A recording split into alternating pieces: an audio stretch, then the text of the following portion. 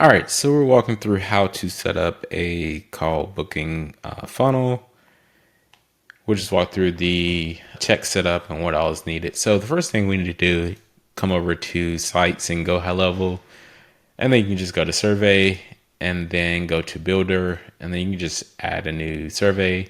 They do have some templates here that you can use. But I think you guys specifically just wanted to do just one answer at a time. So you can use one of these templates, but we'll just do one from scratch just to show you how it's done. Here, so we'll add survey, start from scratch. Okay, cool. So this is slide one here. And you can just come over here and just add the elements. So I believe you wanted name. So if we want to do that on the first slide, we can do that there. And then we just hit add here for slide two. You do email. You can design and dress these up however you want.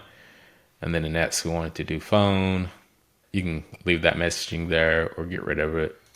And this policy and terms. And then the next, just want to do a question. So the next one was just a single line question here. So we can just put the label of what the question was.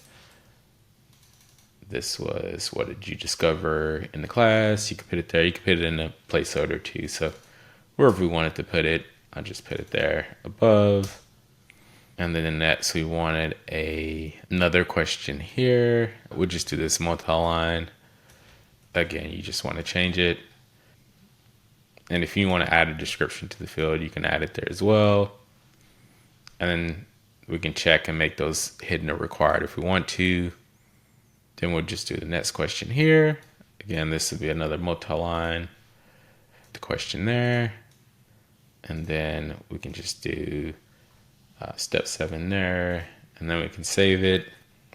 And that's just the basic survey. You can go here to options 2. So we can go here. So right now it's set up to message, but if we wanted it to go to a URL, so the URL that was provided after the redirect, we can just drop it there. We can also, if we want to qualify or disqualify a member after they submit, we can do that too. We'll set this up for one question at a time survey, so we can just see each slide as well if we wanted to. So we want to keep the navigation and time zone and footer, and let's just save it. Okay, cool. So that's saved. And then if we wanted to preview it, this is what it looks like. Obviously, we got to answer those questions, but just one question at a time. We can also go back here. If we want to integrate it, you can just embed it, or we can just drop a link there to the survey. Anyway, we'll just get out of here. Again, that's just the basic survey there. You can tweak it and rename it if we wanted to. We'll just call it, just change the name here. All right, perfect. And then we can do, the next step would be to set up the booking. So that would just be under calendars here. We just have to go to calendar settings. And then we'd have to go in and create a calendar. And we can do, probably want it to be, if we want to do like sales calls, we can do this collective booking here, multiple team members that we can add in there. So we just have to add the team members, and then once we get the team members added, they'll need to set up their availability. But we can add the calendar here, give it a name, and then we can set the time zone and whatever we want it there.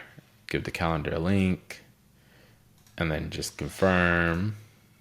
We only have one team member here for this example. Let's just do round robin for now. And then just confirm. Again, we can embed this or copy it if we wanted to put it on a special page. We can just embed it, or we can just have them go straight to the booking link. If we do just an example here to preview it, we can just see what that looks like. Cool, select the call. There we go. All that's there. As an option too, we could add the survey and book and call in one page, but it seems like we want to collect that information first. And then that's it. Once they book a call too, let me just grab this link. And then I'll go back to the survey and I'll just set that as the link that they go to after they book. Okay, cool. Also, we can set up when they book calls too. We can set up a certain automation here for just calendar book call reminders. So I have just this simple one here that we can set up. Just reminders for when they book a call. We can set up emails. Also set up SMS reminders as well. If we wanted it to come from Go HighLevel, we just need to set up a just a sender email that it comes from. Well, we just need to get the email domain name set up in Go HighLevel. So emails are coming out, and then just get a phone number set up as well so we can send out SMS if we wanted to add that in there as well. Also, we can also set up an automation as well to create opportunities in the pipeline. If we want to use the pipeline thing, you can just add like new lead there. When they come in, when a new contact fills out the survey, it comes in, and then the sales rep from the pipeline can come in and view the leads and then view all the information of the client that came through, like all their survey, all their note stuff can come through as well. And yeah, we can automatically make the call owner, the contact owner as well within the pipeline as well. And then they can just, depends on the steps you create, you can just measure, you can set up the different pipeline stages that you want to be able to manage them.